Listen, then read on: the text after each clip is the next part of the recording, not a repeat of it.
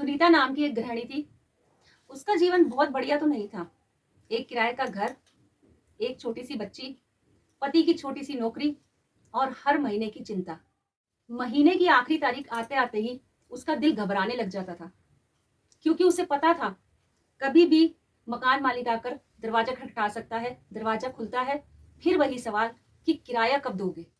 सुनीता सिर झुकाकर खड़ी रहती और धीरे से कहती कि भैया बस 2-4 दिन की मोहलत और दे दो। कभी तो मकान मालिक चुप कर जाता और कभी कभी ताना मारकर चला जाता, लेकिन सुनीता हमेशा की तरह चुप खड़ी रहती, क्योंकि उसे डर था कि अगर उसने कुछ बोल दिया तो कहीं मकान मालिक ये ना बोल दे कि मकान मेरा खाली कर दो। लेकिन अभी सुनीता का डर यही खत्म नहीं होता। अभी आगे सुनिए। फोन बजता, कई बार तो वो फोन उठाने से भी डर जाती, क्योंकि उसे लगता कि कहीं रिश्तेदार अपने दिए हुए उधार पैसे उससे वापस ना मांग ले, क्योंकि नियत तो थी देने की, लेकिन जेब खाली थी। लेकिन अभी यहाँ पे सुनीता की मुसीबतों ने उसका पीछा नहीं छोड़ा। अभी आगे जो होने वाला है ना, वो सुनकर आपकी आंखों में आंसू आ जाएंगे। लेकिन सबसे पहले आप मुझे ये बताइए कि अभी तक आपने जितना ये कहानी का पार्ट सुना है, किस किस को लगता है कि ये मेरी ही आप बीती है, मेरी ही कहानी है? आप मुझे कमेंट बॉक्स में हाँ या ना जरूर लिखिएगा। अब आगे सुनिए क्या होता है। त्योहार आते हैं, त्योहारों का सीजन शुरू हो जाता है। बाजारों में खूब रौनक लगी होती है, चकाचौंध होती है, लाइटें लगी होती हैं, झालरें लगी होती हैं, खूब बाजार पूरा भरा होता है। हर तरफ लोग खरीदारी कर रहे होते हैं। सुनीता भी अपनी छोटी सी बेटी का हाथ पकड़कर बाजार जाती है जरूरत का सामान लेने के लिए। बाजार में कपड़े, खिलौने, मिठाइयाँ, हर तरफ रौनक। सुनीता की बेटी एक दुकान से एक छोटा सा खिलौना हाथ में पकड़कर बोलती है कि माँ ये ले दो ना।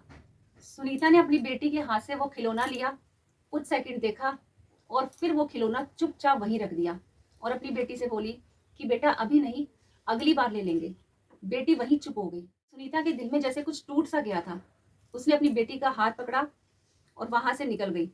आंखों में आंसू भरे हुए थे, लेकिन वो कुछ नहीं बोली।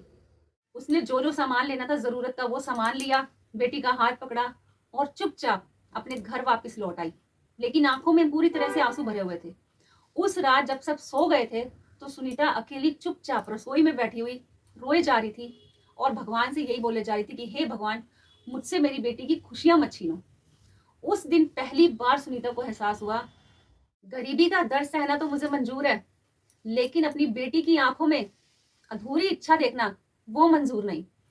उस रात सुनीता ने क्या किया कि अपनी अलमारी खोली, उसमें से एक पुरानी सी डिब्बी निकाली जिसमें उसने पहले से ही सिर्फ 400 से 500 रुपए जमा कर रखे थे।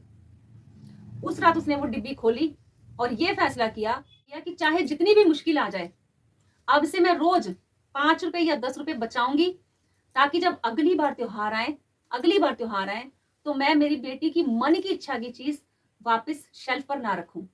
और एक बात और उसने अपने आप से कही कि मैं अपने पति पर बोझ भी नहीं बनूंगी, अपने पति के साथ कंधे से कंधा मिलाकर खड़ी रहूंगी और उनका सहारा बनूंगी। उस रात पहली बार सुनीता की आंखों में आंसुओं के साथ साथ उम्मीद की पहली किरण भी जगी थी।